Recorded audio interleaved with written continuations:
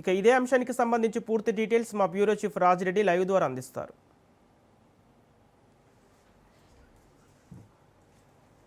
మొత్తానికి చూసుకున్నట్టయితే యువకుడు ఫస్ట్ చదువు అయిపోవాలని చూస్తాడు, చదివిన తర్వాత జాబ్ రావాలని చూస్తాడు, జాబ్ వచ్చిన తర్వాత జీతం ఎంత అనే ప్రశ్నలు ఉత్పన్నమవుతాయి. ఇది దేశవ్యాప్తంగా ఉన్నటువంటి ఇష్యూ. మొత్తానికి చూసుకున్నట్టయితే ఫస్ట్ ఎట్లా చదువుతున్నావు అని అడుగుతారు, చదువు అయిపోయిందా అని అడుగుతారు, చదువు అయిపోయిన తర్వాత జాబ్ వచ్చిందా అని అడుగుతారు, జాబ్ వచ్చిన తర్వాత జీతం ఎంత వచ్చిందా అని అడుగుతారు.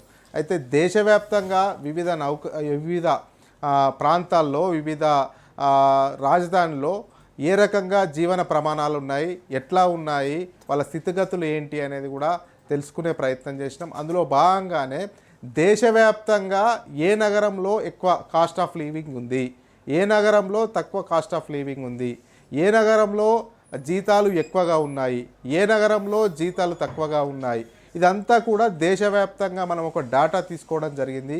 ఆ డాటా ప్రకారం మనం చూసుకున్నట్టయితే ఎక్కువ జీతం అంటే కాస్ట్ ఆఫ్ లివింగ్ అనేది కూడా ఎక్కువగా ఉంటుంది. దేశ రాజధాని ఏదైతే ఉంటుందో ఢిల్లీలో కాస్ట్ ఆఫ్ లివింగ్ ఎక్కువగా ఉంటుంది. అక్కడ సగటున ఒక ఉద్యోగి బతకాలంటే మినిమం 35,000 జీతం ఉంటేనే అక్కడ బతకడానికి ఛాన్స్ ఉంటుంది అనేది కూడా మనకు సగటు గణాంకాలు చెప్తా ఉన్నాయి. ఎందుకు అంటే దేశ రాజధానిలో కాస్ట్ ఆఫ్ లివింగ్ ఎక్కువగా ఉంటుంది. ముఖ్యంగా చూసుకున్నట్టయితే కిరాయిలు ఏవైతే ఉంటాయో అద్దెకు ఉండేటువంటి భవనాలు కూడా కిరాయిలు కూడా ఎక్కువగా ఉంటాయి. కాబట్టి మినిమం అంటే తక్కువ అక్కడ బతకడానికి ఒక మనిషికి 35,000 ఒక కుటుంబానికి కావాలి.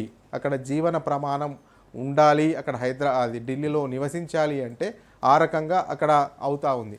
అదేవిధంగా నెక్స్ట్ వచ్చేసి అక్కడ 35,000. అదేవిధంగా మనం చూసుకున్నట్టయితే ఐటీ రాజధానిగా పిలుచుకున్నటువంటి కర్ణాటక బెంగళూరులో కూడా ఒక 33,000 జీతం సగటు మానవుడు సగటు కుటుంబం బతకడానికి 33,000 జీతం అవసరం ఉంటుంది. అయితే బెంగళూరులో పరిస్థితి అందరికీ తెలిసిందే. ఐటీ రాజధాని పరిధి అక్కడ ఉంటుంది. ముఖ్యంగా చూసుకున్నట్టయితే ఐటీ ఇండస్ట్రీ మొత్తం అక్కడ డెవలప్ అయి ఉంది. పెద్ద ఎత్తున ఐటీ ఉద్యోగులు అక్కడే ఉంటారు. ఒక్కొక్కసారి మనం చూసుకున్నట్టయితే ప్రాక్టికల్గా మనం చెప్తే బెంగళూరులో చూసుకుంటే 3 నెలల అడ్వాన్స్, ఇంటి కిరాయికి 3 నెలల అడ్వాన్స్ కూడా ఇవ్వమని చెప్తారు. అంటే ఆ విధంగానే కాస్ట్ ఆఫ్ లివింగ్ ఉంటుంది. అక్కడ బతకడానికి మినిమం 33,000 రూపాయలు అక్కడ ఉంటుంది. అదేవిధంగా చూసుకున్నట్టయితే ఆర్థిక రాజధాని ముంబై అంటే మహారాష్ట్రలో ఉన్నటువంటి ముంబైలో కూడా చూసుకున్నట్టయితే అక్కడ 32,000 రూపాయలు సగటున ఒక కుటుంబం బతకడానికి అవసరం ఉంటుంది. అక్కడ సగటున 32,000 జీతం ఉంటే ఒక మానవుడు మనుగడ సాధించగలిగే అవకాశాలు అయితే కనబడతా ఉన్నాయి. ఇక తెలుగు రాష్ట్రాల్లో చూసుకున్నట్టయితే తెలంగాణ కూడా ఏమాత్రం తీసిపోలేదు. ఎందుకంటే హైదరాబాద్ పెద్ద ఎత్తున బ్రాండ్ ఇమేజ్ ఉంది. అంతేకాకుండా హైదరాబాద్ ఐటీగా ఇండస్ట్రియల్ హబ్గా ఇది రకరకాలుగా హైదరాబాద్లో నివసించడానికి వివిధ రాష్ట్రాలకు సంబంధించినటువంటి వ్యక్తులు కూడా హైదరాబాద్లో ఉంటారు. అన్ని రాష్ట్రాలకు సంబంధించినటువంటి వ్యక్తులు హైదరాబాద్లో ఉంటారు. హైదరాబాద్ను మినీ ఇండియా కూడా చెప్పుకోవచ్చు. ముఖ్యంగా చూసుకున్నట్టయితే ఇక్కడ తెలంగాణ హైదరాబాద్లో బతకడానికి 31,000 సగటున జీతం ఉంటుందని కూడా మనకు గణాంకాలు చెప్తా ఉన్నాయి.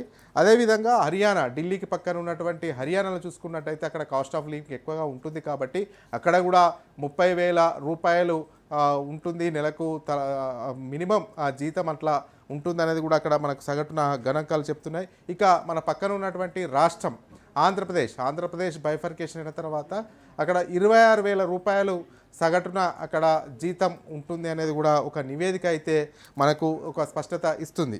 ఆ రకంగా చూసుకున్నట్టయితే ఇక అత్యల్పంగా తక్కువ అంటే లడఖ్లో 12,500 రూపాయలు, బీహార్లో 13,500. అంటే బీహార్లో ఏ రాష్ట్రానికైనా పోయినా బీహార్ వాళ్ళే కనబడతా ఉంటారు. ఎందుకు అంటే అక్కడ తక్కువగా ఈ యొక్క జీవన ప్రమాణం ఉంటుంది, అక్కడ డబ్బులు తక్కువగా ఉంటాయి, పక్క రాష్ట్రాలకు బతకడానికి వెళ్తారు. బీహార్ వాళ్ళు అక్కడ 13,500 రూపాయలే సగటున ఉంది. కాబట్టి వేరే రాష్ట్రాలకు పోతే ఎక్కువ డబ్బులు వస్తాయనే ఉద్దేశంతో బీహార్ నుంచి వలసలు వేరే రాష్ట్రాలకు వెళ్తారు. అందులో భాగంగా హైదరాబాద్ కూడా బీహారీలు చాలామంది వస్తారు. అక్కడ ఎందుకు అంటే కారణం 13,500 మాత్రమే వేతనం తక్కువగా ఉంది కాబట్టి సగటున అక్కడి నుంచి వెళ్ళి చాలామంది వేరే రాష్ట్రాలకు వెళ్తారు. మిజోరాం చూసుకుంటే 14,500, నాగాలాండ్ చూసుకుంటే 14,000, మేఘాలయ చూసుకుంటే 15,000, సిక్కిం చూసుకుంటే 16,500, మణిపూర్ చూసుకుంటే 15,500, అరుణాచల్ ప్రదేశ్ చూసుకుంటే 16,000. ఇలా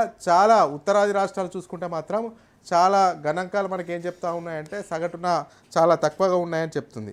అదేవిధంగా ఉత్తరప్రదేశ్ వాళ్ళు కూడా చాలా రాష్ట్రాల్లోకి వెళ్ళి పనులు చేసుకుంటూ ఉంటారు. ఉత్తరప్రదేశ్ నుంచి కూడా చాలామంది బయట రాష్ట్రాలకు వెళ్తారు. ఉత్తరప్రదేశ్లో చూసుకుంటే 27,000 జీతం అక్కడ సగటున ఉంది. మధ్యప్రదేశ్ చూసుకుంటే 20,500, గోవా చూసుకుంటే 23,500, ఒరిస్సాలో కూడా ఒరిస్సా రాష్ట్రం నుంచి కూడా చాలా రాష్ట్రాలకు బతుకు తెరువు కోసం పోతారు. అక్కడ చూసుకున్నట్టయితే 21,000 ఉంది. అంటే ఇది జీవన ప్రమాణాలు ఏ రాష్ట్రంలో ఎట్లా ఉన్నాయి, ఎట్లా జీతాలు ఉన్నాయి, ఎట్లా గణాంకాలు ఉన్నాయి అనేది కూడా ఒక స్పష్టమైనటువంటి గణాంకము నివేదిక ప్రకారమే మనము రాజ్ న్యూస్ తరపున ఇదంతా చెప్తా ఉన్నాము.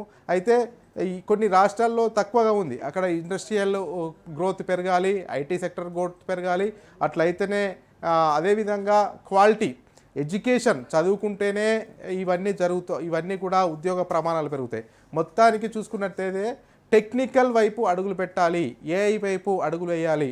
ఎందుకంటే ఇప్పుడు మనం చూసుకున్నాం తక్కువ రాష్ట్రాలు ఉన్నటువంటి వాళ్ళైతే ముఖ్యంగా ఏఐ పైన తర్వాత టెక్నాలజీ పైన దృష్టి పెట్టి అక్కడ ఆ రాష్ట్ర ప్రభుత్వాలు ఇండస్ట్రియల్ను కానీ ఐటీ హబ్బులను కానీ ఎక్కువగా నెలకొల్పితే ఖచ్చితంగా అక్కడ కూడా గ్రోత్ రేటు పెరిగే అవకాశం ఉంటుంది. మొత్తానికైతే తెలంగాణ కూడా మంచి పొజిషన్లో ఉందని చెప్పుకోవచ్చు. అదేవిధంగా మొదటి స్థానంలో అయితే ఢిల్లీ ఈ యొక్క మొదటి స్థానము, రెండో స్థానం చూసుకున్నట్టయితే కర్ణాటక, మూడో స్థానం చూసుకున్నట్టే మహారాష్ట్ర, ముంబై, నాలుగో స్థానంకి వచ్చేసేమో మన తెలంగాణ ఉంది.